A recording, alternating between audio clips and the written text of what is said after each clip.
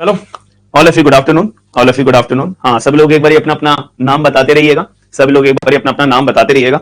चलो let's start. और जो पहली लाइव क्लास हुई थी ना हमारी, जो कल की क्लास हमारी फ्री लाइव क्लास हुई थी, वो आपको यूट्यूब के ऊपर आई होप 4 बजे, यानी कि क्लास जो हमारी खत्म होगी ना, इसके बाद ही अपलोड हो जाएगी। ठीक है, इसके बाद ही वाली हमारी अपलोड हो जाएगी। तो पहली वाली जो हमारी लाइव क्लास थी वो आपको जो कल ली थी हमने, वो यूट्यूब के ऊपर SLG लॉ क्लासेस पे अवेलेबल हो जाएगी, और ये वाली कल अपलोड हो जाएगी। ठीक है जी।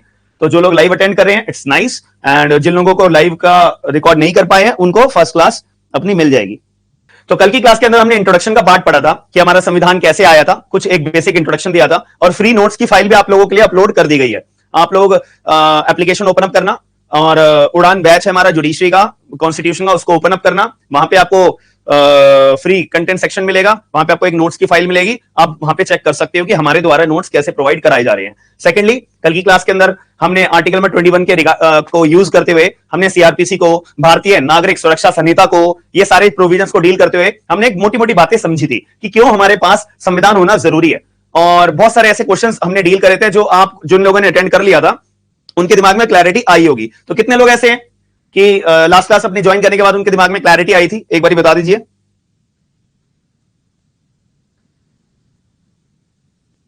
ठीक है, अंकित तिवारी जी, उसके लिए आपके लिए स्पेशली एक क्लास लेना पॉसिबल नहीं है अभी।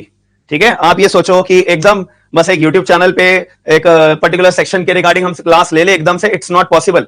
इससे पूरा एल्गोरिथम बिगड़ जाता है। ठीक है, अगर कोई मौका आएगा, सुप्रीम कोर्ट का जजमेंट आएगा, तो रिगार्डिंग उसके आपको अपडेट दी जाएगी, पक्का दी जाएगी।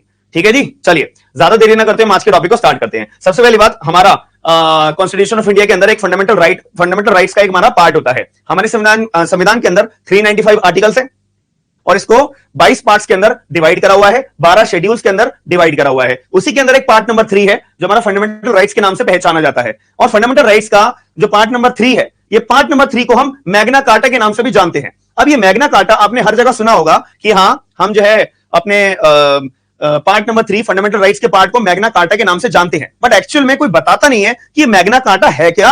एक्चुअल में मैग्ना कार्टा बोलते क्यों है, रीजन क्या है मैग्ना कार्टा इसको बोलने का? तो मैग्ना कार्टा एक सिंपल सा एक हमारा क्या होता है, ये डॉक्यूमेंट होता है। ये डॉक्यूमेंट जो है 1215 में जीवन में पूरी दुनिया में सबसे पहली बार इशू करा गया था। ये मैग्ना कार्टा इकलौता ऐसा डॉक्यूमेंट था जिसने साफ ये बोला था 1215 के अंदर कि पूरे हिस्ट्री में ह्यूमन काइंड के अंदर ये जीवन में सबसे पहली बार अपना डॉक्यूमेंट निकाला गया था कि जो किंग है ना, जो राजा है भैया, उसकी जो पावर्स है वो एब्सोल्यूट नहीं है। एब्सोल्यूट मतलब संपूर्ण नहीं है, संपूर्ण मतलब कंप्लीट नहीं है कि जो राजा ने बोल दिया वो होगा फाइनल।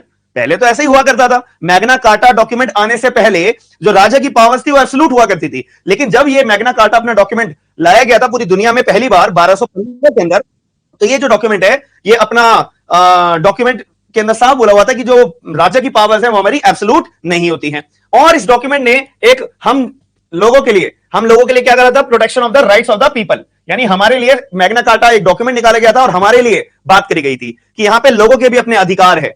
राजा ने अगर बोल दिया इसके हाथ कटवा दो, तो ऐसा नहीं किया जा सकता है। ये हमारा एक तरह से ह्यूमन राइट्स के वायलेशन में कंसीडर करा जाएगा। इसीलिए आपको नहीं लगता कि जो हम protection of the rights of the people के बारे में बात कर रहे हैं, यही हमारा पार्ट नंबर 3 फंडामेंटल राइट्स के बारे में बात करा जाता है? बताओ, अगर हम बात करें,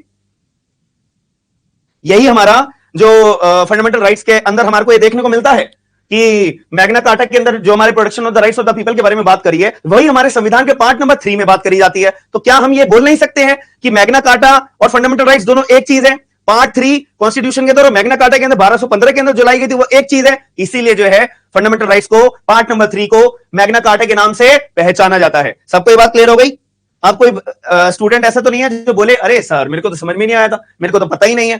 ठीक है, चलिए, तो अब इस केस के अंदर हमारा ये जो होता है, हमारा क्या है, ये ब्लैक कलर की जो बाउंड्री बना रखी है, ये सारे हमारे क्या है, ह्यूमन राइट्स। अब इन ह्यूमन राइट्स के अंदर एक कुछ पार्ट होता है जो हमारा फंडामेंटल राइट्स की कैटेगरी में हम कंसीडर करते हैं। अब इससे हमें क्या पता लगा, सारे के सारे ह्यूमन राइट्स क्या अपने फंडामेंटल राइट्स के नाम से जाने जाएंगे? बताओ जरा। सारे फंडामेंटल राइट्स को, सारे ह्यूमन राइट्स को फंडामेंटल राइट्स बोल सकते हैं? नहीं बोल सकते।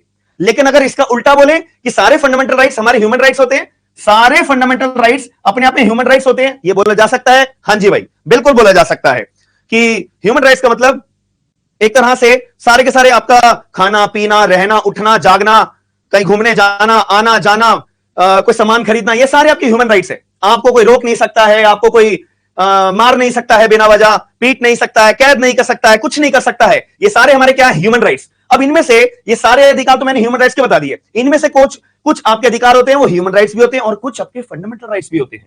कुछ अधिकार आपके फंडामेंटल राइट्स भी होते हैं जो हमारे पार्ट 3 के अंदर कवर अप करे जाते हैं, जो हमारे संविधान के पार्ट 3 के अंदर कवर अप करे जाते हैं। तो इससे हमेशा हमारे को एक बात समझ में आती है, all fundamental rights are not human rights but all fundamental rights are human rights. Clear हो गई मेरी बात? इसमें कंफ्यूजन तो नहीं है? इसके अलावा और भी बातें क्लियर करेंगे, ये बस बेसिक बातें आपको पता होनी चाहिए। सभी लोग अपना कनेक्शन मेरे साथ में बना के जरूर रखिएगा चैट बॉक्स के अंदर, ठीक है? जो जो आपसे सवाल पूछे जाएंगे ना उसको एक बारी बताते रहिएगा। अब इसके अंदर एक नोट की बात अपना दिमाग में कैद करके रख लो, एक दिमाग में अपनी बात को कैद करके रख लो। भाई ये ह्यूमन राइट्स का जो टॉपिक है, पूरा का पूरा संविधान हमने अडॉप्ट करा है, हमने कहीं ना कहीं से प्रेरणा लेके, और हमें पूरे दुनिया में से जो जो संविधान की चीजें हमें अच्छी लगी हमने वो उठाई और अपने संविधान में डाली है। सीधी सी बात है। अब इससे हमारे को एक दिमाग में क्वेश्चन आता है कि जो ये फंडामेंटल राइट्स का जो टॉपिक है ये हमने कहां से उठाया है, कहां से हमने अडॉप्ट करा है? किसी को पता है इसका आंसर? कि हमने संविधान का जो पार्ट है, संविधान के अंदर जो फंडामेंटल राइट्स का जो पार्ट है, पार्ट 3 के अंदर, जिसको मैग्ना कार्टा भी बोलते हैं, तो ये पोर्शन हमने कहां से बोरो करा है, कहां से अडॉप्ट करा है? कोई मुझे बता सकता है? यूएसए। वेरी नाइस, यूएसए से हमने लिया है। आधे से ज्यादा जनता के बारे में जानती है, यानी आप लोगों के जुडिशरी में 1 नंबर तो पक्का है, आप लोगों का 1 नंबर तो पक्का है। ये क्वेश्चन बहुत ज्यादा फेवरेट है एग्जामिनर लोगों का, पता नहीं क्यों फेवरेट है बट ये पूछते हैं, ठीक है? चलो ये तो मेरे को समझ में आ गया। अब मैं आपसे एक टेक्निकल सवाल पूछता हूं, यूएसए वालों ने अपने संविधान के अंदर फंडामेंटल राइट्स का जो टॉपिक था वो कब डाला था? अब सबका दिमाग गोल हो जाएगा, अब सबका दिमाग गोल हो जाएगा। सबको यह तो पता है कि फंडामेंटल राइट्स हमारे भारत के अंदर यूएसए से बोरो करे गए हैं, लेकिन यूएसए वालों ने अपने संविधान के अंदर फंडामेंटल राइट्स कब डाले होंगे? कोई मुझे बता सकता है? इसका आंसर है 1791, 1791 के अंदर यूएसए वालों ने अपने कॉन्स्टिट्यूशन के अंदर अपने संविधान के अंदर फंडामेंटल राइट्स का कंसेप्ट डाला था। बट हम तो इसको फंडामेंटल राइट्स बोलते हैं। इन्होंने क्या बोला था? इन्होंने बोला था bills of rights, bills of rights. हम क्या बोलते हैं? Fundamental rights. ये क्या बोलते हैं? Bills of rights. इतनी बात क्लियर हो गई? कोई कंफ्यूजन तो नहीं है? ठीक है, कोई कंफ्यूजन तो नहीं है। चलो अब इससे एक और सवाल आता है कि हमारा संविधान बनके कब तैयार हुआ था? हमारा संविधान बनके कब तैयार हो गया था? बनके बिल्कुल रेडी हो गया है, अब ये रॉकेट की तरह इसको लॉन्च करना बाकी है बस, ठीक है? तो ये मैं बोल सकता हूं 26 नवंबर 1949, एनफोर्स हुआ था 26 जनवरी 1950 है। मैंने कल की क्लास के अंदर इसकी कहानी भी बताई थी आप लोगों को। अब मुद्दे की बात ये आती है कि संविधान हमारा यूएसए का कब, मतलब हमारा नहीं, यूएसए वालों का संविधान कब बना था? थोड़ा सा कौन से साल में बना था? ये डेट भी छोड़ो, कौन से साल में बना था? कोई मुझे बता सकता है? ये बना था हमारा 1787 के अंदर, यानी कि 1787 के अंदर इन्होंने अपना, यूएसए वालों ने अपना संविधान बनाया। 1791 के अंदर इन्होंने bills of rights as a fundamental right का एक कंसेप्ट उन्होंने ऐड कर दिया। फिर जब हमने अपना संविधान जब बना रहे थे, कितना टाइम लगा था संविधान को बनाने में? कोई बता सकता है कितना टाइम लगा था टोटल संविधान को बनने में? संविधान को टोटल बनने में लगे थे 2 साल 11 महीने 18 दिन। ये भी एग्जामिनर का ना कभी कभी फेवरेट क्वेश्चन बन जाता है, याद रखना। तो हमें इससे बात क्या पता लगी? संविधान के अंदर फंडामेंटल राइट्स नाम का एक कंसेप्ट है, पार्ट 3 के अंदर ऐड करा हुआ है, और इसको मैग्ना कार्टा के नाम से बोलते हैं। मैग्ना कार्टा 1215 के अंदर एक डॉक्यूमेंट था जो protection of the rights of the people के बारे में बात करता है। और जो फंडामेंटल राइट्स का कंसेप्ट है, ये हमने यूएसए के अंदर से अडॉप्ट करा है, बोरो करा है, और यूएसए वालों ने अपना 1791 के अंदर इस कंसेप्ट को बिल्स ऑफ राइट्स के नाम से डाला था। और हमारा संविधान 26 नवंबर 1949 को बनके तैयार, यानी कि अनेक्ट हो गया था, अडॉप्ट हो गया था, और एनफोर्स हुआ था 26 जनवरी 1950 को। और यूएसए वालों ने अपना 1987। हालांकि एग्जाम में जरूरी नहीं है चीजें, कहीं तुम सोचो एग्जाम के लिए हम ये रट्टा लगाएं, नहीं नहीं नहीं नहीं, ये चीज आपको याद करनी है। एग्जाम के लिए ये चीजें याद नहीं करनी, बट ये ऐसा बेसिक इंफॉर्मेशन के तौर पे ये चीजें पता होनी चाहिए, तो इसलिए आपको ये चीज मैं बता रहा हूं, ठीक है? इतनी बात समझ में आ गई? चलो आगे चलते हैं, फिर इसी बात पे हम आगे चलते हैं। अब मुद्दे की बात ये आती है, हमारे पास फंडामेंटल राइट्स हैं पार्ट 3 में, लेकिन कितने हैं हमारे पास? देश में कॉन्स्टिट्यूशन के अंदर, संविधान के अंदर फंडामेंटल राइट्स का नाम का एक कंसेप्ट हमारा डाला हुआ है, लेकिन कितने फंडामेंटल राइट्स है? 2 है, 3 है, 10 है, 15 है, 50 है, 100 है, या 395 है? बताओ। 6 कैटेगरीज की, जैसे हमारे पे 6 कैटेगरीज के हमारे में फंडामेंटल राइट्स हमारे पे मेंशन है। लेकिन अगर मैं बात करूं, क्या ओरिजिनली क्या हमारे पे 6 कैटेगरी थी? क्या ओरिजिनली क्या 6 कैटेगरी थी? क्या ओरिजिनली संविधान के अंदर जो फंडामेंटल राइट्स की जो कैटेगरी थी, ओरिजिनली 6 थी क्या? नहीं, ओरिजिनली 7 थी। इसके बारे में मैं बाद में बात करूंगा, ठीक है? तो अभी हमारे पास करंटली संविधान के अंदर जो फंडामेंटल राइट्स की कैटेगरी वो 6 है। Total 6 types of fundamental rights हमारे कानून के अंदर, हमारे देश के अंदर, कॉन्स्टिट्यूशन के अंदर मेंशन करे हुए हैं। सबसे पहला क्या है? Right to equality. दूसरा क्या है? Right to freedom. चौथा क्या है? Right against exploitation. चौथा क्या है?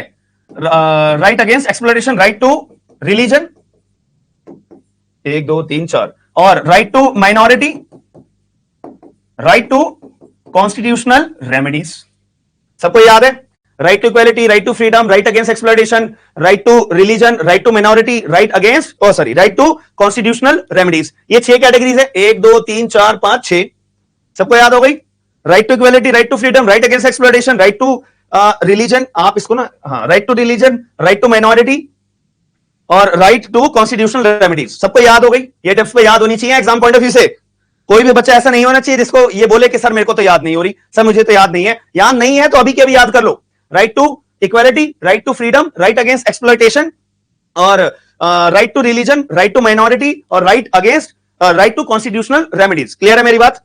अब इसके अंदर हम मार्किंग कर लेते हैं। ये 14 से लेके हमारा 18 तक कवर है, ये 19 से लेके 22 तक कवर है, ये 23 से लेके 25 तक कवर है। ठीक है? राइट अगेंस्ट एक्सप्लॉइटेशन और राइट टू रिलीजन हमारा कहां से कहां तक कवर है? ये 24 तक है। ये हमारा 25 से लेके 28 तक कवर है, ये हमारा 29 से लेके 30 तक कवर है, ये हमारा 32 तक, ये हमारा 32 से लेके 35 तक कवर है। क्लियर हो गई मेरी बात? राइट टू इक्वालिटी 14 से 18, राइट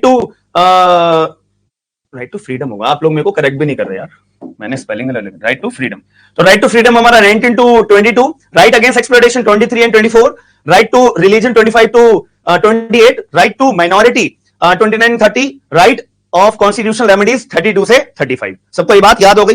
कोई बच्चा ऐसा है सर जो बोले सर मेरे को ये चीज याद नहीं होती है, अब याद कर लो। Right to equality 14 to 18, right to freedom 19 to 22, right against exploitation 23 and 24, और right to religion 25 to 28, right to minority 29 and 30, and right to constitutional remedies 32 से लेके 35।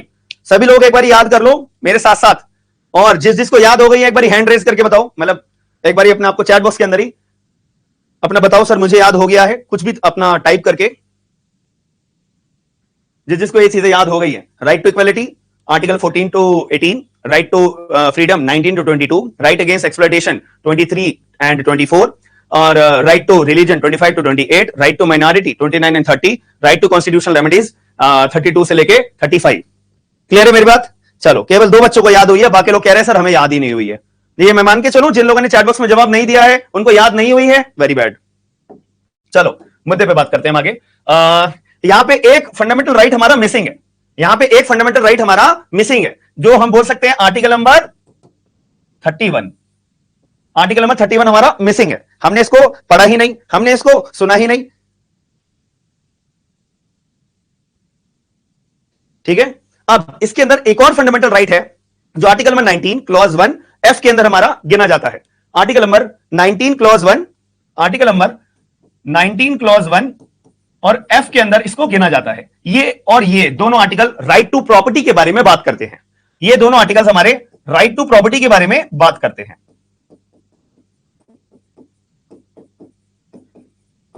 राइट टू प्रॉपर्टी के बारे में बात करते हैं।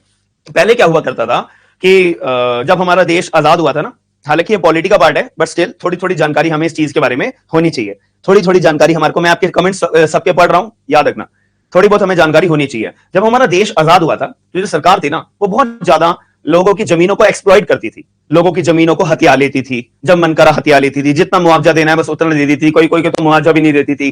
ठीक है? टेक ओवर करने लग जाती थी। तो इसके बाद राइट टू प्रॉपर्टी के नाम से अधिकार डाला गया और संविधान के अंदर ये डाला गया, आर्टिकल नंबर 31 के अंदर ये डाला गया, article 19 clause 1 sub clause F के अंदर इसको एज अ फंडामेंटल राइट के अंदर डाला गया था। लेकिन फिर कुछ टाइम के बाद का मतलब कोई मेरे को बता सकता है ऐसी कौन सी अमेंडमेंट करी गई थी हमारे कॉन्स्टिट्यूशन के अंदर जिससे राइट टू प्रॉपर्टी को फंडामेंटल राइट से हटाकर एक कॉन्स्टिट्यूशनल राइट यानी कि लीगल राइट बना दिया गया था। कॉन्स्टिट्यूशनल राइट यानी कि लीगल राइट बना दिया गया था। कोई मुझे बता सकता है, कोई भी अपना थिंकिंग के हिसाब से, कि ऐसे कौन सा कॉन्स्टिट्यूशनल अमेंडमेंट हुई थी जिसकी वजह से हमारा ये जो 6 कैटेगरी को हमारे को फंडामेंटल राइट्स के तौर पर हम बोलते हैं, पहले 7 कैटेगरी होती थी, याद रखना। पहले 7 कैटेगरी होती थी, ये हटा दिया गया था, डिलीट कर दिया गया था एज अ फंडामेंटल राइट से, इसको लीगल राइट बना दिया गया था, इसीलिए 7 से घट के 6 बन गई थी हमारे कॉन्स्टिट्यूशन फंडामेंटल राइट्स। 7 से घट के 6 हो गए थे, इस रीजन इन दोनों आर्टिकल्स को हटा दिया गया था, तो इसको रिमूव कर दिया गया था। मैं बोलूं 44th भैया कौन लोग हैं, कहां से आए हो आप लोग, यही नहीं पता आप लोगों को? वेरी बैड यार, वेरी बैड। 42nd वाले जरा अपने अपने चेहरे दिखाओ जरा मेरे को, मैं देख लूं सबके चेहरे।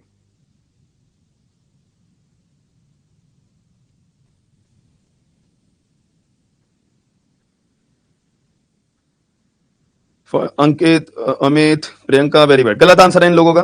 ठीक है, 44th अमेंडमेंट आई थी, बट कोई बात नहीं, यही एग्जाम के अंदर हमारी गलती होती है, एग्जामिनर ना इसी चीज का फायदा उठाता है, एग्जामिनर जो है इसी चीज का फायदा उठाता है, समझ रहे हो?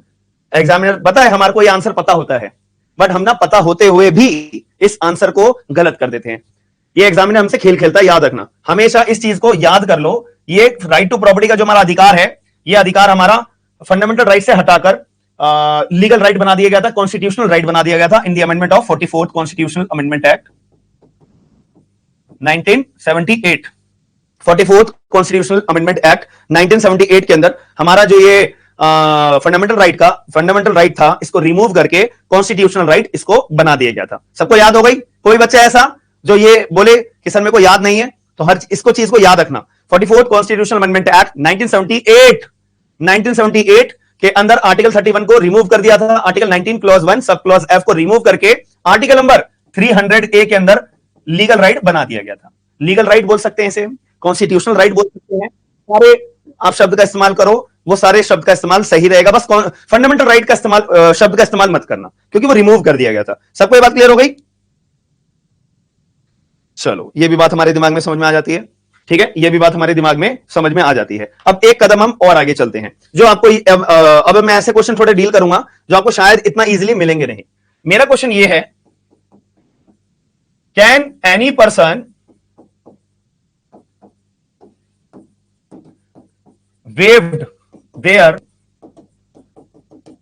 Fundamental rights? बताओ जरा, क्या कोई व्यक्ति ऐसा है जो अपना फंडामेंटल राइट्स को वेव ऑफ कर सकता है? वेव्ड ऑफ लिख लो ना, या वेव्ड लिख लो, बात एक ही है। क्या कोई पर्सन ऐसा है जो अपने फंडामेंटल राइट्स को वेव ऑफ कर सकता है? Is there anyone who can waive off their fundamental rights? Waive off का मतलब क्या होता है कि मेरे को संविधान ने फंडामेंटल राइट्स दे रखे हैं कि right to equality, right to freedom मुझे मिला हुआ है, राइट अगेंस्ट एक्सप्लॉयटेशन मुझे मिला हुआ है, राइट टू रिलीजन मुझे मिला हुआ है, राइट टू माइनॉरिटी मुझे मिला हुआ है, राइट टू कॉन्स्टिट्यूशनल रेमेडीज मुझे मिला हुआ है। मान लेते हैं कि राइट टू इक्वालिटी की अगर मैं बात करूं, सिंपल छोटी सी पॉइंट अभी बताऊंगा कि मेरी सरकारी नौकरी लग गई है, ठीक है, और मैं सरकार के साथ कॉन्ट्रैक्ट करना चाहता हूं कि सरकार आपने मुझे, मैंने एग्जाम दिया है, मैंने क्रैक करा है, बट मैं बहुत पैसे वाला हूं, मेरे को 50,000 रुपए मत दो। ठीक है, कि एक तो मैं अपॉइंट हुआ हूं, एक मेरे साथी अपॉइंट हुए हैं, ठीक है, तो मेरे को आप 50,000 रुपए दोगे, इनको भी 50,000 रुपए दोगे, इनको भी 50,000 रुपए दोगे, ठीक है सरकार, बट मैं चाहता हूं आप मेरे साथ कॉन्ट्रैक्ट कर लो, मेरे को आप 10,000 रुपए महीना दो, ठीक है, 40,000 रुपए आप वेलफेयर पे लगा दो। तो मेरा फंडामेंटल राइट क्या है कि इक्वल पे सभी लोगों को मिलना चाहिए। जो भी सिलेक्ट हुए हैं अपना एग्जाम क्रैक करने के बाद, सरकारी नौकरी जिन जिन लोगों की लगी है, तो इक्वल पे एक हमारा राइट टू इक्वालिटी के अंदर आएगा, बिल्कुल आएगा, कि भाई आपने इसको भी अपॉइंट करा, ऐसा थोड़ी ना है कि इसने भी पेपर सेम पेपर दिया, मैंने भी सेम पेपर दिया, इसने भी सेम पेपर दिया, ये सरकार का थोड़ा जानने वाला है, इसको 2 लाख रुपए महीना, इसे 50,000 रुपए महीना, मुझे 2,000 रुपए महीना। यार ऐसा थोड़ी ना होगा, तो ऐसा हो सकता है क्या? क्या ये राइट टू इक्वालिटी का खिलाफ नहीं है? फंडामेंटल राइट का वायलेशन नहीं है क्या? ये फंडामेंटल राइट का वायलेशन नहीं है भाई? बिल्कुल है, it is a violation of fundamental rights.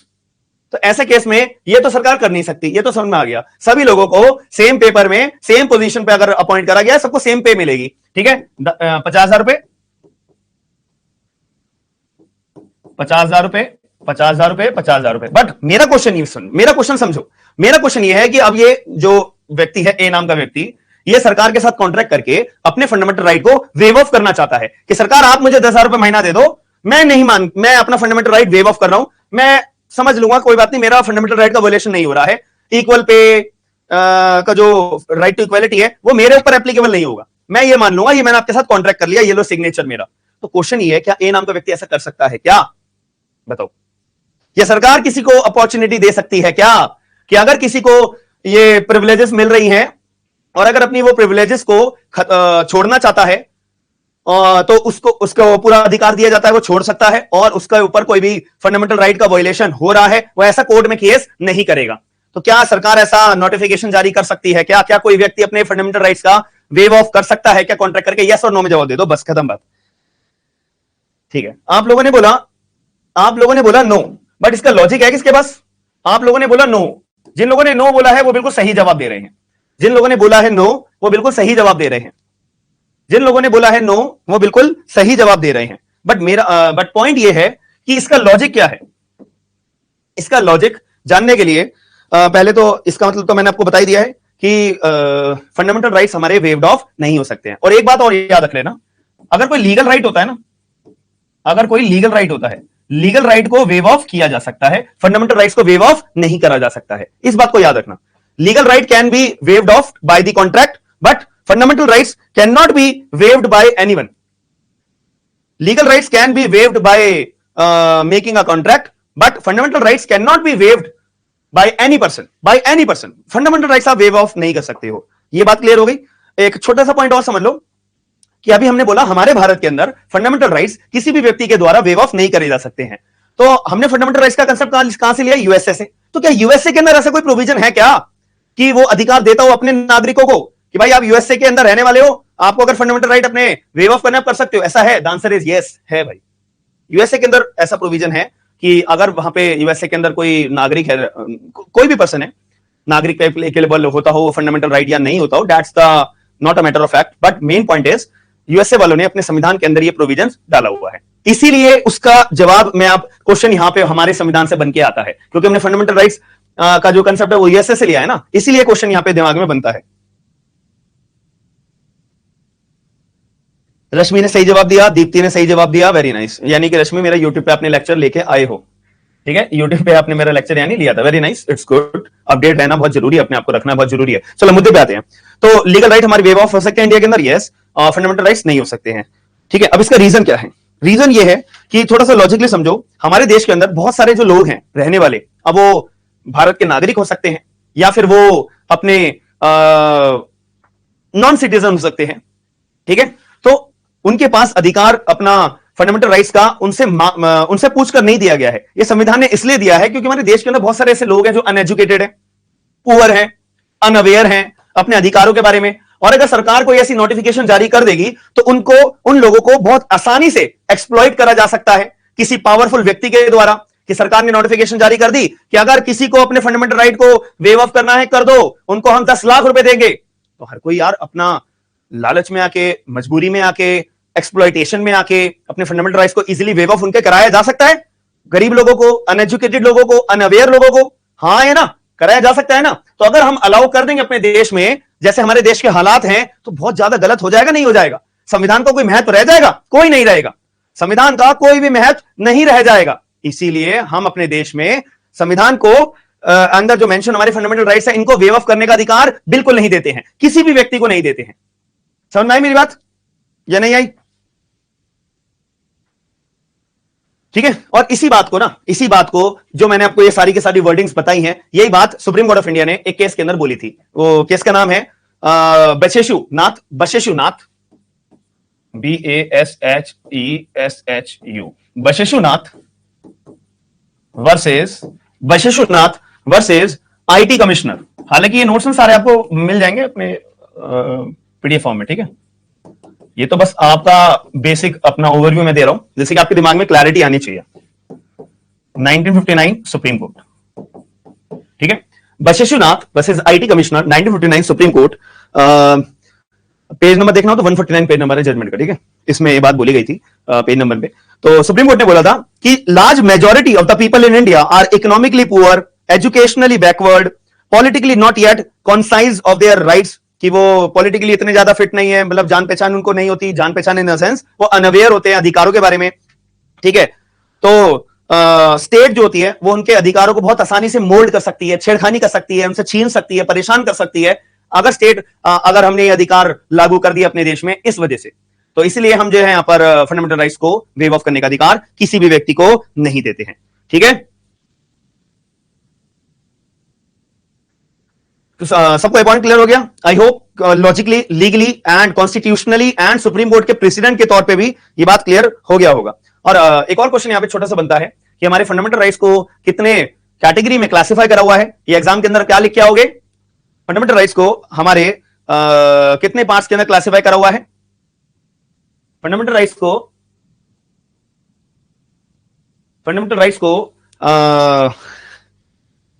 हमारे देश में कितने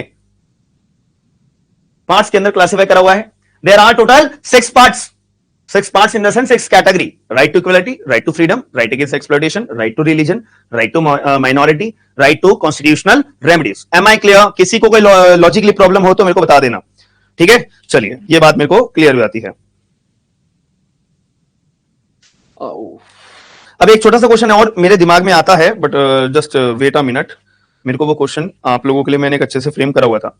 चलो, मुद्दे की बात, एक छोटा सा पॉइंट मैं आपके सामने रेज करना चाहूंगा। हालांकि कल मैंने डिस्कस करा था या नहीं, आप लोग मुझे बताइएगा। ये क्वेश्चन मैंने कल डिस्कस करा था या नहीं करा था, ये पॉइंट को मुझे आप लोग बताइएगा।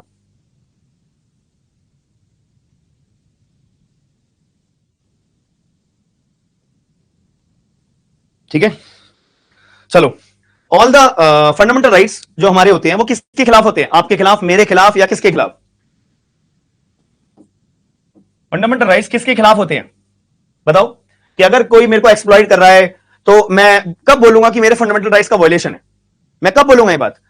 तो फंडामेंटल राइट्स हमेशा किसके खिलाफ होते हैं? Against the state. Against the state. State हमारे को कहां डिफाइन करा हुआ है? आर्टिकल नंबर 12 के अंदर, जो कि कल की क्लास के अंदर मैं आपको बहुत अच्छे से एक्सप्लेन करूंगा। ठीक है, तो स्टेट के खिलाफ होते हैं जितने भी हमारे फंडामेंटल राइट्स हैं। आर्टिकल नंबर हमने 14 से लेके 35 तक की बात करी है, वो सारे के सारे हमारे जो आर्टिकल्स हैं किसके खिलाफ है? स्टेट के खिलाफ होते हैं। ये बात क्लियर हो जाती है। लेकिन यहां पे हमारे कुछ फंडामेंटल राइट्स होते हैं, कुछ हमारे फंडामेंटल राइट्स होते हैं जो स्टेट के खिलाफ तो है ही, इसमें कोई दो राय नहीं है, इंडिविजुअल्स के खिलाफ भी होते हैं। इंडिविजुअल्स के खिलाफ भी होते हैं। कुछ हमारे फंडामेंटल राइट्स अवेलेबल हैं जिसको हम इंडिविजुअल के खिलाफ भी इस्तेमाल कर सकते हैं। समझ, जैसे कि राइट टू मूवमेंट। अगर मैं ब्रेड लेने बाहर जा रहा हूं, पुलिस वाले आए मेरे को उठा के ले गए, या फिर वो तो स्टेट के खिलाफ हो गया। अगर मैं ब्रेड लेने जा रहा हूं, कोई व्यक्ति मेरे को रोक के कैद करके अपने घर में बंद करके रख लेता है, या मेरे घर की बाहर से कुंडी लगा देता है, तो ऐसे केस में मेरे फंडामेंटल राइट का वायलेशन है, राइट टू मूवमेंट का वायलेशन है। क्या मैं बोल सकता हूं राइट टू मूवमेंट का वायलेशन है? The answer is yes, right to movement का वायलेशन है। अगर मैं बात करूं आर्टिकल नंबर 19 क्लॉज 1 डी का वायलेशन है, हां, स्टेट ने करा तो वायलेशन है ही, लेकिन अगर कोई इंडिविजुअल भी करता है ना, तब भी मेरा फंडामेंटल राइट का वायलेशन है। आर्टिकल नंबर 23, आर्टिकल नंबर 24, ये दो आर्टिकल्स भी इंडिविजुअल के खिलाफ इस्तेमाल में करे जा सकते हैं। कि अगर कोई मुझे एक्सप्लॉइट कर रहा है, अगर कोई मुझे एक्सप्लॉइट कर रहा है, तो तब मैं बोल सकता हूं, अगर कोई मुझे एक्सप्लॉइट कर रहा है तो तब क्या मैं बोल सकता हूं कि मेरे फंडामेंटल राइट्स का वायलेशन किसी इंडिविजुअल ने करा है? राइट अगेंस्ट एक्सप्लॉइटेशन, ये वाला 23 एंड 24। ठीक है, तो इसको भी हम स्टेट के खिलाफ तो इस्तेमाल कर ही सकते हैं, लेकिन क्वेश्चन ये है इंडिविजुअल के खिलाफ कर सकते हैं? द आंसर इज यस, कर सकते हैं। तो केवल और केवल ये 3 आर्टिकल्स हैं जिसको हम बोल सकते हैं कि फंडामेंटल राइट्स, हालांकि सारे fundamental rights against the state होंगे, लेकिन कुछ 3 आर्टिकल्स भी हैं जिसको हम बोल सकते हैं कि इंडिविजुअल के खिलाफ भी हम इस्तेमाल कर सकते हैं, बाकी कोई नहीं कर सकते। याद रखना, बाकी कोई फंडामेंटल राइट्स हम इंडिविजुअल के खिलाफ नहीं इस्तेमाल कर सकते हैं। अच्छा, मेरा क्वेश्चन एक छोटा सा एक और है, ये क्वेश्चन मैंने कल की क्लास में डिस्कस भी करा था। ऐसा कौन सा क्या सारे फंडामेंटल राइट्स हमारे एब्सोल्यूट हैं? बताओ, क्या सारे फंडामेंटल राइट्स हमारे एब्सोल्यूट हैं? एब्सोल्यूट मतलब अपने आप में कंप्लीट हैं, कोई रिस्ट्रिक्शन, कोई अमेंडमेंट, कोई चेंज करने की जरूरत है उनमें? बताओ, whether all fundamental rights are absolute? क्या सारे के सारे फंडामेंटल राइट्स हमारे एब्सोल्यूट हैं?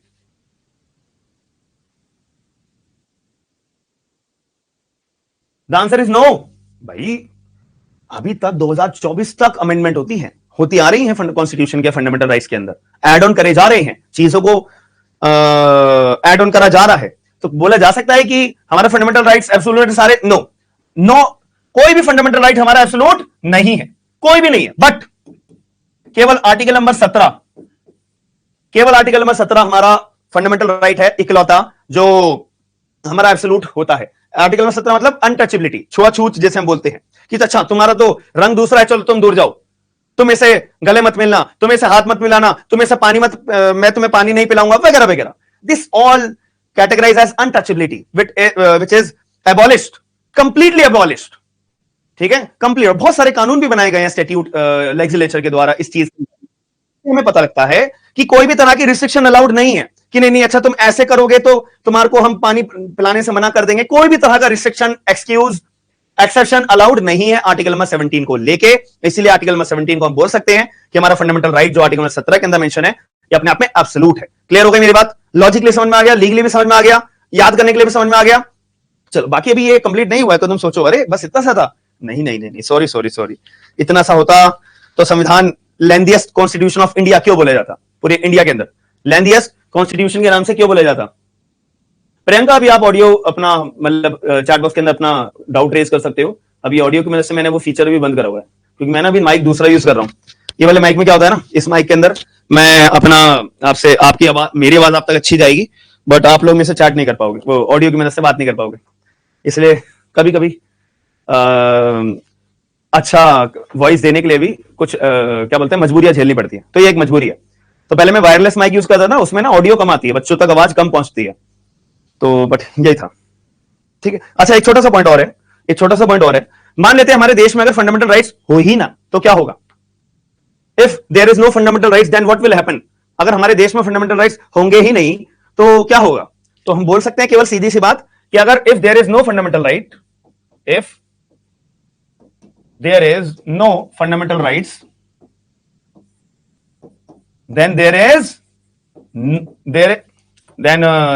there is no freedom या no independence। याद रखना, अगर हमारे पास फंडामेंटल राइट्स नहीं होंगे तो हमारे पर कोई फ्रीडम नहीं होगी, कोई इंडिपेंडेंस नहीं होगी। बस एक सिंपल सा क्या होगा? रिप्लेसमेंट होगा, replacement from white to black. समझ में आ गई मेरी बात? कि जो हमारे को गोरों ने हमारे को गुलाम बना के रखा था, अब ब्लैक लोगों ने, ब्लैक ने हमारे को अपना गुलाम बना के रख दिया। तो इसको हम क्लियर शब्दों में बस ये बोल सकते हैं। समझ में आ गई मेरी बात? ठीक है, समझ में आ गई मेरी बात? If there is no fundamental right then there is no independence, it is just a replacement from white to black. Clear है? चलो मैंने आपको ये क्वेश्चन भी बता दिया है, ठीक है।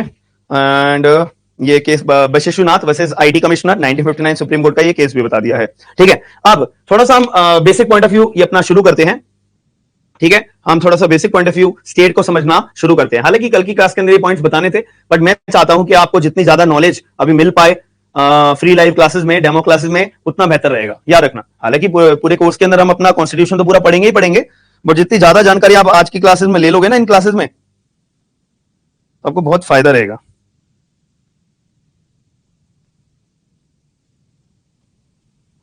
ठीक है, चलो अब क्वेश्चन ये आता है कि हम बार बार हमने पढ़ा कि सारे fundamental rights against the state होते हैं। अब क्वेश्चन ये आता है what do you mean by state? कोई बता सकता है मुझे व्हाट इज स्टेट? स्टेट नाम का प्राणी है कौन? ये स्टेट नाम का प्राणी हम हैं, तुम हो, कौन है भाई? कौन है स्टेट ये? ठीक है, और कौन कौन से लोग स्टेट के अंदर इन्वॉल्व होते हैं? देखो स्टेट जो है हमारे को डिफाइन करा हुआ है कहां पे, कोई बता सकता है मुझे? स्टेट हमारे को कहां डिफाइन करा हुआ है? एक बार चैट बॉक्स के अंदर बताओ। आर्टिकल नंबर क्या लिखूं मैं यहां पे? आर्टिकल नंबर कौन सा लिखूं? स्टेट नाम की चीज हमारे को कहां डिफाइन है? आर्टिकल नंबर 12 के अंदर।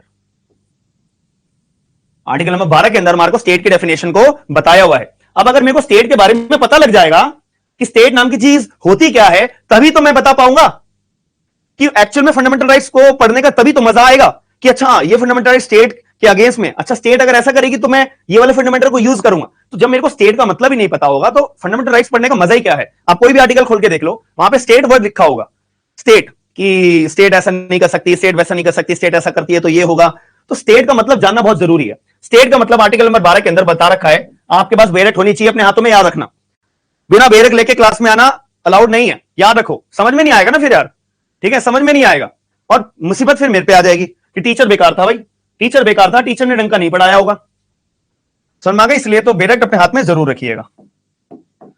आर्टिकल नंबर 12 में लिखा हुआ है कि गवर्नमेंट ऑफ इंडिया हमारी स्टेट है, बिल्कुल है। पार्लियामेंट ऑफ इंडिया हमारी स्टेट है, बिल्कुल है। अंडरलाइन करते रहना अपने अपने बेरक्स के अंदर। और स्टेट लेजिस्लेचर हमारी स्टेट है, बिल्कुल है, जिसको हम विधानसभा बोलते हैं। स्टेट गवर्नमेंट स्टेट है, बिल्कुल है। और लोकल बॉडीज स्टेट है, बिल्कुल है। लोकल बॉडीज को हम बोल सकते हैं जैसे पंचायत होती है या म्यूनिसिपैलिटीज होती हैं, ये हमारी स्टेट की कैटेगरी में आती है, बिल्कुल है। और आखिरी पॉइंट वहां पे लिखा हुआ है हमारे आर्टिकल नंबर 12 में, अदर अथॉरिटीज। अदर अथॉरिटीज, अब सबसे बड़ी दुविधा यहीं पे आ जाती है, सबसे बड़ी दुविधा ये अदर अथॉरिटीज के पॉइंट में आ जाती है। अब यहां पे क्वेश्चन आता है, what do you mean by other authorities?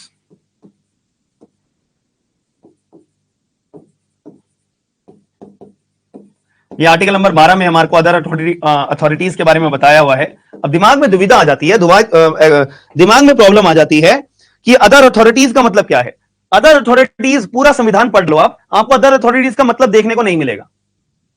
आप देखो, इसमें कंफ्यूजन नहीं आती, इसमें नहीं आती, इसमें नहीं आती, इसमें नहीं आती, ठीक है, इसमें नहीं आती, लेकिन सबसे ज्यादा कंफ्यूजन आती है अदर अथॉरिटीज में कि अदर अथॉरिटीज के पॉइंट को हमें कैसे पहचानना पड़ेगा।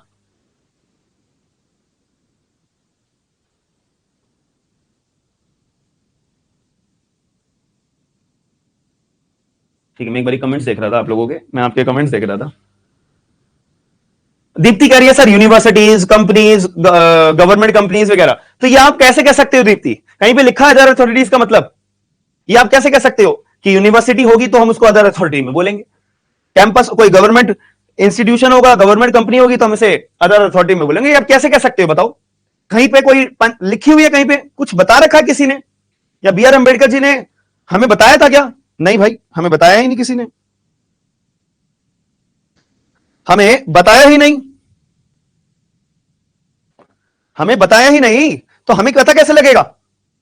ठीक है, यही तो पॉइंट है मेन। ठीक है दीप्ति, आपको पॉइंट क्लियर हो रहा है कि मैं आपसे क्या पूछना चाह रहा हूं कि अदर अथॉरिटीज का मतलब ये है क्या? ठीक है, तो आर्टिकल नंबर 12 के अंदर जो हमारे को ये डेफिनेशन देखो, ये डेफिनेशन होती है। आपसे कोई पूछेगा ना कि स्टेट का मतलब क्या होता है, तो आप ये डेफिनेशन बता देना, क्या? गवर्नमेंट ऑफ इंडिया और parliament, state government, state legislature, local authorities and other authorities. इसके अलावा आपने आर्टिकल नंबर 12 पढ़ा सभी लोगों ने? एक बार हैंड रेस करके बताओ कि सर हमने आर्टिकल नंबर 12 अपना बेरक खोल के पढ़ा था, उसके अंदर साफ मतलब यही लिखा हुआ है, इसके अलावा एक शब्द एक्स्ट्रा नहीं लिखा हुआ है। किन किन लोगों ने अपना ये पढ़ा है एक बार मुझे बताओ? आर्टिकल नंबर 12 को किन किन लोगों ने देखा, एक बार बताओ जल्दी जल्दी।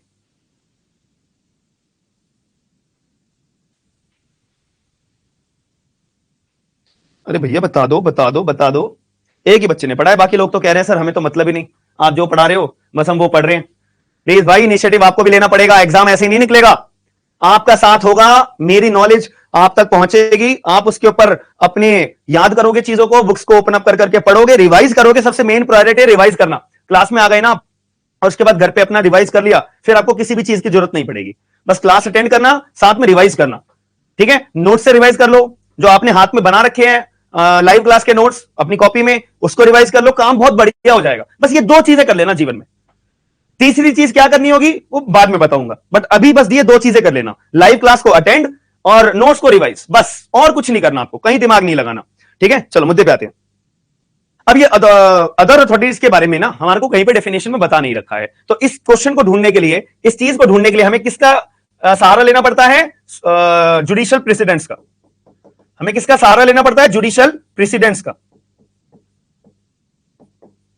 हमें जुडिशियल प्रेसिडेंट्स के सहारा लेना पड़ता है कि वो हमें बताएंगे अदर अथॉरिटीज को हम क्या क्या मानेंगे, किसको अदर अथॉरिटी की कैटेगरी में डालेंगे, नहीं डालेंगे। जैसे दीप्ति ने बोला था, इस यूनिवर्सिटी को हम डालेंगे, इस गवर्नमेंट कंपनी को हम डालेंगे, नहीं डालेंगे, कैसे करेंगे, क्या ये हमारे को कौन बताता है? जुडिशियल प्रेसिडेंट बताते हैं। ठीक है, कि हाँ ये जो यूनिवर्सिटी है, ये जो अपना कॉलेज है, ये जो कंपनी है, ये अदर अथॉरिटीज में आएंगी। जैसे कि 1960 में, 1960 के अंदर ना एक देश के अंदर ट्रेंड चला था, अगर मैं बात करूं 1960 के अंदर देश के अंदर एक ट्रेंड चला था कि बैंक्स को जो है नेशनलाइज कर दिया जाए, प्राइवेट एंटिटीज को दे दिया जाए। समझ में आ गई मेरी बात? ठीक है, कि प्राइवेट एंटिटीज जितनी भी हैं और जो बैंक्स हैं उनको नेशनलाइज कर दो, उनको खरीद लो, उनको सरकारी बना दो, सरकारी कंपनीज बना दो। ठीक है, ऐसा ट्रेंड चला था 1960 के अंदर। फिर जो भी बैंक्स अपना प्राइवेट के द्वारा चलाई जाते थे, जो भी कंपनीज, प्राइवेट कंपनीज अपने अच्छे लेवल की चलाई जाती थी, फिर वो अपना बिजनेस डाउन कर रही थी, उनको लॉसेज हो रहे थे, उनको नुकसान हो रहे थे, तो सरकार क्या करती थी, उन बैंक्स को, उन कंपनीज को टेक ओवर कर लेती थी, उनको खरीद लेती थी, मैक्सिमम शेयर खुद अपने पास रख लेती थी, अपने कंट्रोल में लेके आती थी, उनके अफेयर्स को, उनके बिजनेस को, उनके डायरेक्टर्स को वगैरह वगैरह खुद कंट्रोल करती थी, खुद चुनती थी, खुद अपना डिसीजन मेकिंग पावर सारी खुद अपने पास लेकर आ गई थी। ठीक है, एक्वायर सारा का सारा कंट्रोल उन बैंक्स का, प्राइवेट एंटिटीज का अपने पास लेकर आ गई थी। ठीक है, समझ में आ गई मेरी बात? अब एक मूवमेंट अगर आप सोचो कि अगर कोई बैंक जो है सरकार के हाथ में आ चुका है, सारा कंट्रोल अगर सरकार के हाथ में आ चुका है, अगर कोई प्राइवेट कंपनी का सारा कंट्रोल सरकार के हाथ में आ चुका है, तो मैं बोल सकता हूं कि वो अब जो बैंक है, वो जो कंपनी है, वो सरकार की अब एजेंट बन चुकी है। सरकार ही उसको बोलेगी कि उसके साथ डील करो, तो वो बैंक या वो कंपनी डील करेगी। तो वो कंपनी अपने आप में क्या बन के रह गई थी? एजेंट बन के रह गई थी, और वो एक इंस्ट्रूमेंट बन चुकी थी स्टेट का। क्योंकि मैं सरकार वर्ड यूज कर रहा हूं, क्या गवर्नमेंट ऑफ इंडिया सरकार है? बिल्कुल है।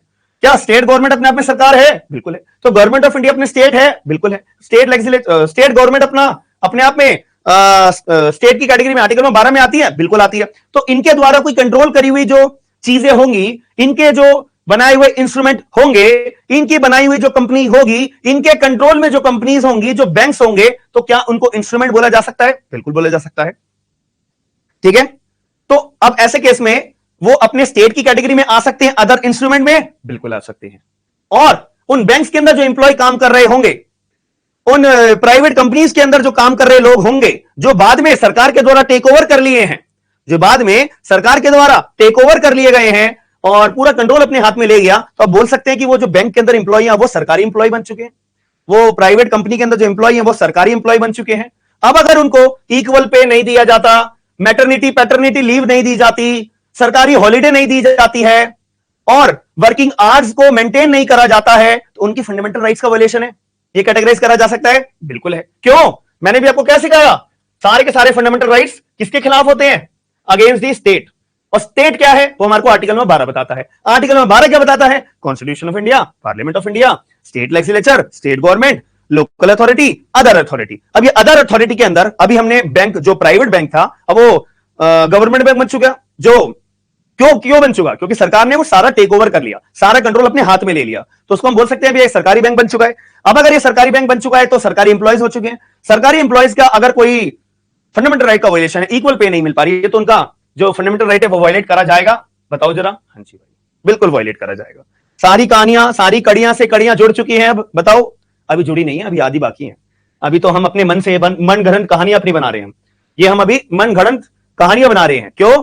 यहां पे मैंने क्या बोला, अदर अथॉरिटीज का हमें अगर पहचान करनी है, तो जुडिशियल प्रेसिडेंट पे भरोसा करना पड़ेगा। बट अभी तो मैंने जुडिशियल प्रेसिडेंट आपको कुछ बताया ही नहीं है।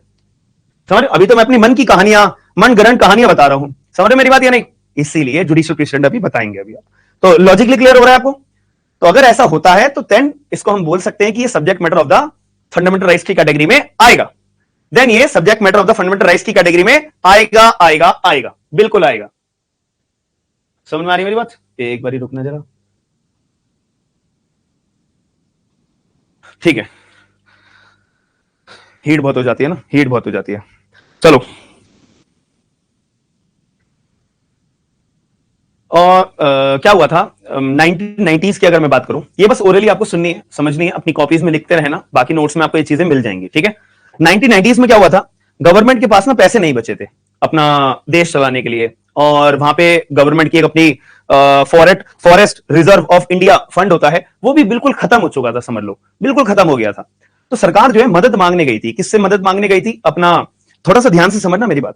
अभी मैंने 1960s में क्या कहा कि एक ट्रेंड चला था जहां पे सरकार प्राइवेट बैंक्स को, प्राइवेट कंपनीज को नेशनलाइज कर रही थी, सरकारी बना रही थी। ठीक है, फिर 1990s की अगर मैं बात करूं, जिस दिन सिद्धू जी जीरो पे आउट हुए थे, ये 1990s में तो होता ना, देखो वो अलग बात है, वो फनी पॉइंट के तौर पे, बट मुद्दे की बात समझो।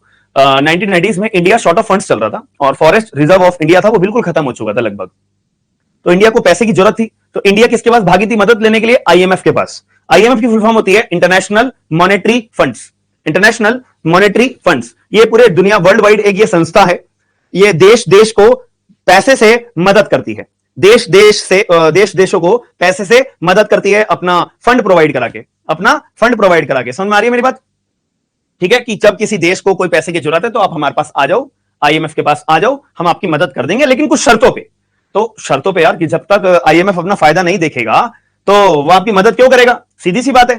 तो ऐसे इन्होंने, आईएमएफ वालों ने भारत के आगे एक प्रस्ताव रखा कि देखो भाई, हम आपकी मदद तो कर देंगे, लेकिन आपको क्या करना पड़ेगा, एलपीजी का फॉर्मूला अपने देश में लागू करना पड़ेगा। एलपीजी का फॉर्मूला देश के अंदर लागू करना पड़ेगा। एलपीजी का फॉर्मूला क्या होता है, liberalisation, privatisation, globalisation.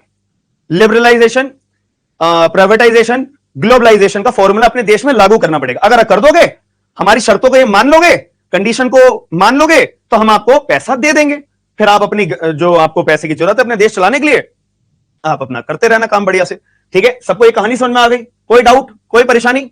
LPG, liberalisation, privatisation, globalisation, इसका मोटा मोटा मतलब क्या होता है? सिंपल सा मतलब यह है, हमारा जो देश है जब वो गुलाम भी बना था ना, वो इसलिए गुलाम, एक रीजन की वजह से गुलाम बना था। ब्रिटिशर्स जो है ना, वो जब हमारे देश में आए थे, वो कुछ ट्रेडिंग करने आए थे। अब ट्रेडिंग करने के बाद उन्हें पता लगा कि भाई, देश को, जो देश के अंदर जो चीजें हैं उसको ज्यादा से ज्यादा टेक ओवर कर लो। जैसे कि मान लेते हैं एक कंपनी, आप ओनर हो कंपनी के, कब माने जाओगे? जब 51% शेयर आपके पास होंगे, आप कंपनी के ओनर माने जाओगे।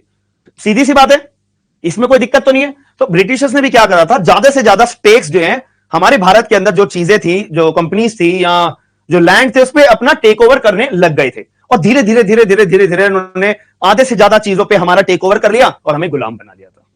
कि ठीक है, अब अगर मान लो ये 51% जो शेयर है, अगर मैं किसी कंपनी के मैं खरीद लूं, ठीक है, तो हाथों हाथ मैं उस कंपनी का ओनर बन जाऊंगा। बताओ हाँ है ना? यही टैक्टिक्स चलते हैं, हम मूवीज में देखते हैं। बड़ी बड़ी कंपनीज जो होती हैं वो लड़ाई झगड़े करती रहती हैं कि अब मेरे शेयर्स बिकने वाले हैं, मेरे को शेयर्स अपने बेचने पड़ेंगे। रीजन ये होता है कि उनको अपनी ओनरशिप देनी पड़ेगी। तो अगर ओनरशिप ही चली गई, आपके पास कुछ बचा ही नहीं, आप उस कंपनी के मालिक रह ही नहीं जाओगे। तो फिर क्या हुआ, जब हमारा देश आजाद हुआ था तो हमने इसके रिगार्डिंग कि हम जो है अपना कंपनी, अपने देश के अंदर जो भी कंपनीज हैं, बैंक्स हैं, वो हम खुद ही टेक ओवर कर लेते हैं। किसी भारी व्यक्ति को हम पूछेंगे भी नहीं कि भाई आपको, दुनिया में से किसी भी बंदे से हम पूछेंगे भी नहीं कि भाई, ना ही हम उनको एंट्री देंगे कि कोई भी भारी व्यक्ति हमारे देश में पैसा नहीं लगा सकता, क्योंकि हम एक बार ये करके अपना सीख पा चुके हैं कि भारी व्यक्ति ने हमारे देश में कब्जा कर लिया था। तो हमारे मन में डर बन गया था, हमारे देश में डर बन गया था कि यार अगर कोई भारी व्यक्ति आ गया फिर वो कब्जा कर लेगा, वो टेक ओवर कर लेगा चीजें, ज्यादा से ज्यादा स्टेक अपने पास रख लेगा, तो हम तो दोबारा गुलाम हो जाएंगे। समझ में आ रही है मेरी बात या नहीं? और आईएमएफ वालों ने भी यही प्रस्ताव रखा, बट आईएमएफ वालों की उस टाइम पे इंटेंशन अलग थी। अब मुझे नहीं पता भाई उनके दिमाग में क्या चल रहा था, बट एक पॉइंट ऑफ व्यू मैं आपको बता रहा हूं। तो आईएमएफ वालों ने बोला कि आप लिबरलाइजेशन करो, प्राइवेटाइजेशन करो, ग्लोबलाइजेशन करो। इसका मतलब यह है कि आपके देश में जितनी भी चीजें हैं, मान लेते बैंक्स हैं, कंपनीज हैं, तो आप ओपन मार्केट, जो दुनिया की दुनिया की बाहर की मार्केट है, उनको अलाउ कर दो अपने देश में पैसा लगाने के लिए। कि जैसे कि XYZ कंपनी है, तो उसके अंदर पैसा हम देश के लोग तो लगा सकते हैं, लेकिन आप ओपन मार्केट कर दो कि दुनिया में अगर कोई भारी व्यक्ति भी आपके देश में उस कंपनी के ऊपर पैसा लगाना चाहता है तो लगाने दो यार। तो इसका मतलब होता है लिबरलाइजेशन करो, प्राइवेटाइजेशन करो, ग्लोबलाइजेशन करो। ठीक है, तो तब हम आपको अपना पैसा, तब हम आपको पैसा, आपको जो जरूरी है ना 1990s के अंदर देश चलाने के लिए, हम आपको पैसा दे देंगे, तो हम आपको पैसा दे देंगे। सबको कहानी समझ में आ गई वाली? बताओ जरा लॉजिकली, कि भारी लोग भी अपना पैसा इन्वेस्ट कर ले अपना देश के अंदर, एंड इन्वेस्ट करने के बाद ओपन मार्केट सबके लिए ओपन अप कर दो। आईएमएफ ने अपना करा था 1990 के अंदर। हमारे देश ने ये बात को मान लिया था, हमारे देश ने ये बात को मान लिया था और अपनी जो मार्केट थी इंडिया की, वो ओपन कर दी थी। किसके लिए? वर्ल्ड के लिए ओपन कर दी थी, दुनिया वालों के लिए, कि भाई आप आओ, अपना पैसा लगाओ, और प्राइवेट एंटिटीज भी अगर कोई एस्टेब्लिश करना चाहता है हमारे देश में तो वो कर सकता है। तो 1990s के अंदर ये मार्केट ओपन कर दी थी और कंप्लायंस कर लिया था आईएमएफ वालों ने, फिर इंडिया को पैसे दे दिए थे। इतनी बात सबको क्लियर समझ में आ गई? ठीक है, फिर क्या हुआ? फिर कुछ टाइम के बाद गवर्नमेंट ने जो जो टेक ओवर करके रखे थे अपने बैंक्स को, प्राइवेट एंटिटीज को, इसको डी इन्वेस्ट करने लग गई। ये डी इन्वेस्ट का मतलब क्या होता है? What do you mean by disinvesting? Disinvesting बोल लो, डी इन्वेस्टिंग बोल लो, ठीक है, डिस इन्वेस्टिंग बोल लो।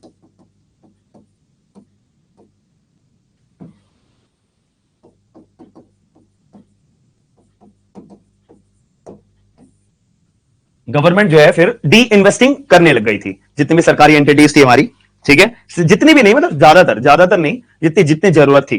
कि मान लेते हैं कोई कंपनी हमारी सरकारी कंपनी है, वो प्रॉफिट बना के नहीं दे रही है, तो उसको डी इन्वेस्ट कर दो। डी इन्वेस्ट मतलब प्राइवेट एंटिटीज के हाथ में दे दो, ठीक है, कि हमारे पास तो ये प्रॉफिट बना के दे नहीं रही है, तो हम इसको नीलाम कर देते हैं, हम इसको डी इन्वेस्ट कर देते हैं। ठीक है, बताओ जरा, हाँ है ना? किसको प्राइवेटाइज कर दो, तो इससे क्या होगा, प्राइवेट कंपनी आप अपना खरीदना चाहे खरीद ले, तो प्राइवेट कंपनी फिर जैसा करना चाहो वो प्राइवेट कंपनी वैसा कर सकती है। हमारा इससे कोई रोल नहीं होगा, हमारा इससे कोई रोल नहीं होगा, सरकार जाने और उसका काम जाने। ठीक है, जैसे कि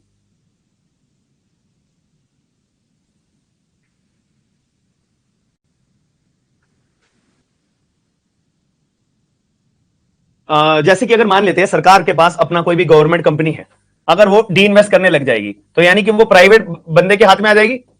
अब प्राइवेट बंदे के हाथ में आ जाएगी तो यानी कि क्या बोला जा रहा है, इस कंपनी को हमने क्या कर दिया, प्राइवेटाइज कर दिया, प्राइवेटाइज कर दिया। सबको ये बात क्लियर हो रही है? ठीक है, अब मान लेते हैं इस कंपनी के अंदर अपने एम्प्लॉयज भी काम करते थे।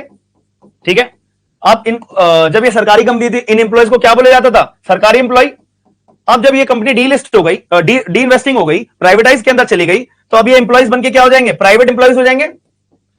अब अगर ये प्राइवेट एम्प्लॉयज है, तो प्राइवेटाइजेशन के अंदर अगर प्राइवेट एम्प्लॉयज के ऊपर उन्होंने बोल दिया कि आपका टाइम जो है सुबह 10 से लेकर रात को 9 बजे तक का है, तो यहां पर इनके फंडामेंटल राइट्स का वायलेशन माना जाएगा? नो, नहीं माना जाएगा।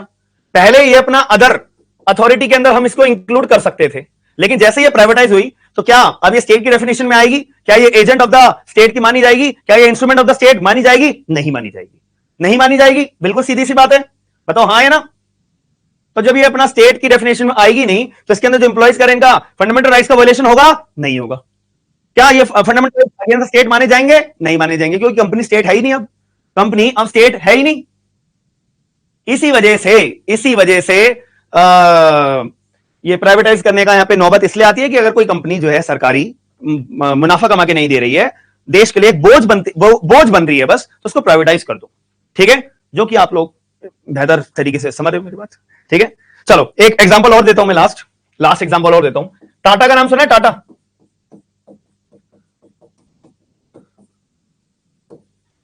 टाटा ग्रुप। ठीक है, टाटा ग्रुप के एयर इंडिया जो था ना, वो टाटा ग्रुप के हाथ में था पहले। एयर इंडिया के पास, एयर इंडिया जो था हमारा, वो टाटा ग्रुप अपना रन करता था। तो जब टाटा ग्रुप अपना रन करता था, इसको मैं बोल सकता हूं प्राइवेट एंटिटी है? बिल्कुल है। प्राइवेट स्टेट से कोई दूर दूर तक कोई मतलब नहीं है, बिल्कुल। जो एम्प्लॉयज यहां पे काम कर रहे हैं प्राइवेट एम्प्लॉय है। अगर टाटा ने बोल दिया कि आपको सुबह 10 से लेकर रात को 10 बजे तक काम करना है, कोई वायलेशन ऑफ फंडामेंटल राइट है? नहीं है, कुछ भी नहीं है, कुछ भी नहीं है। ठीक है, बट क्या हुआ था फिर बाद में, ये जो एयर इंडिया था, इसको टेक ओवर कर लिया था, इसने एक्वायर कर लिया था। किसने? सरकार ने एक्वायर कर लिया था, एक्वायर्ड बाय गवर्नमेंट। जैसे मैंने आपको कहा था ना, एक्वायर कर लिया था, खरीद लिया था, यानी कि मैक्सिमम शेयर जो है एयर इंडिया के वो सरकार के पास आ गए थे। मैक्सिमम डिसीजन मेकिंग पावर सरकार के पास आ गई थी, सारा का सारा कंट्रोल सरकार के पास आ गया था।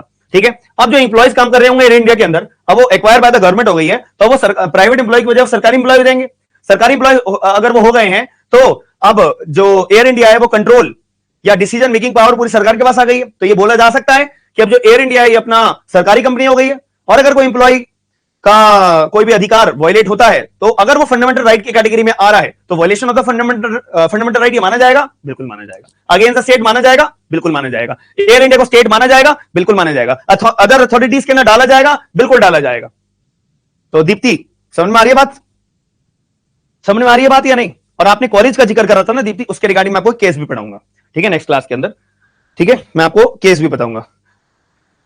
फिर क्या हुआ ना, 2022 में टाटा ग्रुप ने, जो एयर इंडिया सरकार के पास थी, टाटा ग्रुप ने क्या करा, अपने पास एयर इंडिया को ला दिया था। 2022 में टाटा ग्रुप ने सरकार से एयर इंडिया को दोबारा खरीद लिया था। 2022 में टाटा ग्रुप ने एयर इंडिया को दोबारा सरकार से खरीद लिया था। वही सेम बात, सेम कहानी। क्या वो सरकारी इंप्लॉय थे? अब सरकारी इंप्लॉय ना रहकर अब वो प्राइवेट इंप्लॉय हो जाएंगे, यानी कि अब उनका फंडामेंटल राइट का वायलेशन कैटेगराइज नहीं करा जाएगा और वो स्टेट की डेफिनेशन में नहीं आएंगे। कंपनी जो है स्टेट की डेफिनेशन में नहीं आएगी, नहीं आएगी, नहीं आएगी।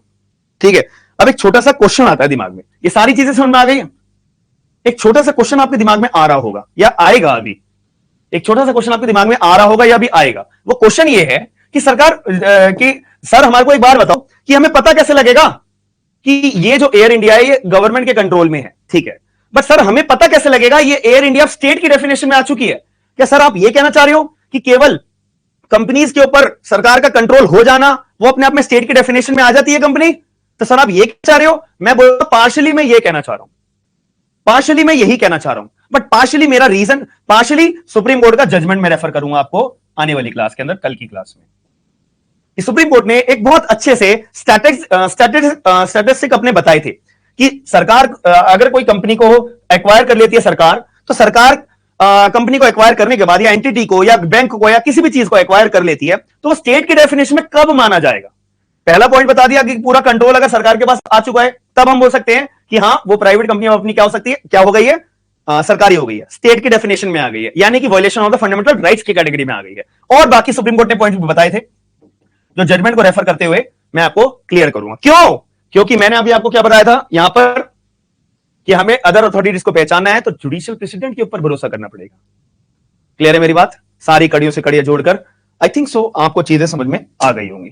अभी आर्टिकल में 12 थोड़ा सा और है, ठीक है, आर्टिकल में 12 मेरे को थोड़ा सा और पढ़ाना है आपको, तो इससे आपके दिमाग में क्लैरिटी आ जाएगी। तो हमारी थर्ड फ्री लाइव क्लास कल होगी 3 बजे, same time same place same application, ठीक है जी। चलो अभी यहीं तक रोकते हैं, टाटा पे रोका है, नहीं याद रखना, टाटा से फिर कल की क्लास में आगे चलेंगे। सुप्रीम कोर्ट के दो जजमेंट में रेफर करूंगा, ठीक है, उससे क्या ना दिमाग में क्लैरिटी आ जाती है। चलो थोड़ा सा एक बार रिकैप्चुलेट कर लेते हैं चीजों को। हमने क्या पढ़ा था? फंडामेंटल राइट्स के बारे में, मैग्ना कार्टा के बारे में। मैग्ना कार्टा एक डॉक्यूमेंट होता है 1215 के अंदर लाया गया था, ठीक है। चलो पहले पेज से ना मैं खोल भी लेता हूं, आप लोगों को दिख भी जाएगा। Fundamental rights part 3 Magna carta 1215, और पहला हिस्ट्री का पहला डॉक्यूमेंट था जो किंग की राइट्स को एब्सोल्यूट नहीं बोलता था, ठीक है, और हमारे protection of the rights of the people के बारे में बात करता था। सारे ह्यूमन राइट्स हमारे फंडामेंटल राइट्स होते हैं? नहीं होते। सारे फंडामेंटल राइट्स ह्यूमन राइट्स होते हैं? बिल्कुल होते हैं, ठीक है। चलो फिर हमने क्या बोला था? फंडामेंटल राइट्स यूएसए से लिए थे। यूएसए ने अपने बिल्स ऑफ राइट्स कब डाले थे? 1791 में। उन्होंने अपना संविधान कब लागू करा था? 1787। हमने कब करा लागू? 26 जनवरी 1940 को। अनेक्ट कब करा? 26 नवंबर 1949। 2 साल 11 महीने 18 दिन लगे संविधान को बनने में, ठीक है। और 6 कैटेगरी होती है: right to equality, right to freedom, right against exploitation, right to religion, right to minority और right to constitutional remedies. 14 to 18, 19 to 22, 23 and 24, 25 to 28, 29 and 30 and 32 से लेके 35। एक आता है 31 right to property, article 31 and article 19 clause 1 sub clause F 44th amendment 1978 के तहत इसको remove करके आर्टिकल 300 के अंदर इंसर्ट कर दिया था। बात खत्म। तो यानी कि इससे पता क्या लगता है? कॉन्स्टिट्यूशनल राइट से लीगल राइट बन गया, यानी कि कॉन्स्टिट्यूशनल राइट बन गया। ये भी बात समझ में आ जाती है।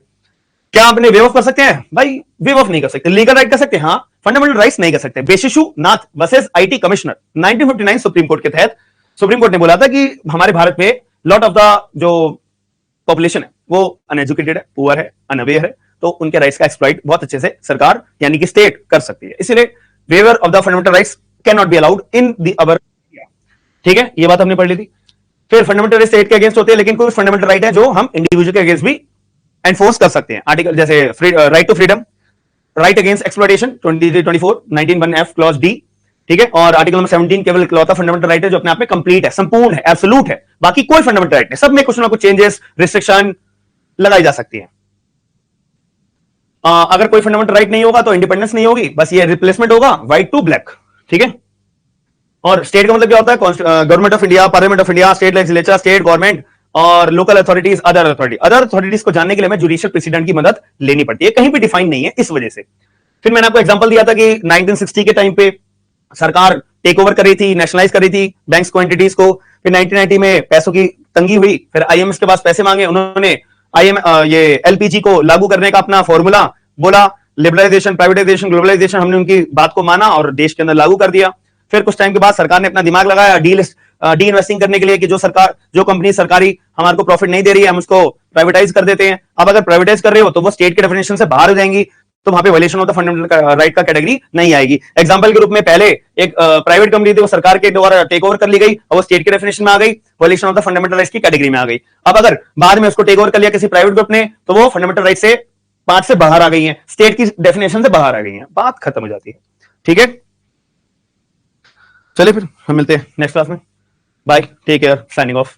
और सभी लोग अपना ध्यान रखना भाई, ठीक है। अगर कोई दिक्कत परेशानी हो तो आप लोग मेरे को पर्सनल मैसेज कर सकते हो और 45% डिस्काउंट मिल जाएगा आपको हर एक बैच के ऊपर, ठीक है जी। हर एक बैच पे नहीं, इस वाले पे, हर एक बैच का अलग अलग पता नहीं मेरे को और किसी पे क्या डिस्काउंट है, ठीक है। चलो फिर हम मिलते हैं अपना नेक्स्ट क्लास के अंदर। Signing off, bye, take care, signing off. और ये रिकॉर्डेड क्लास आपको यूट्यूब चैनल पे कल मिलेगी, ठीक है, कल मिलेगी, याद रखना। बाय।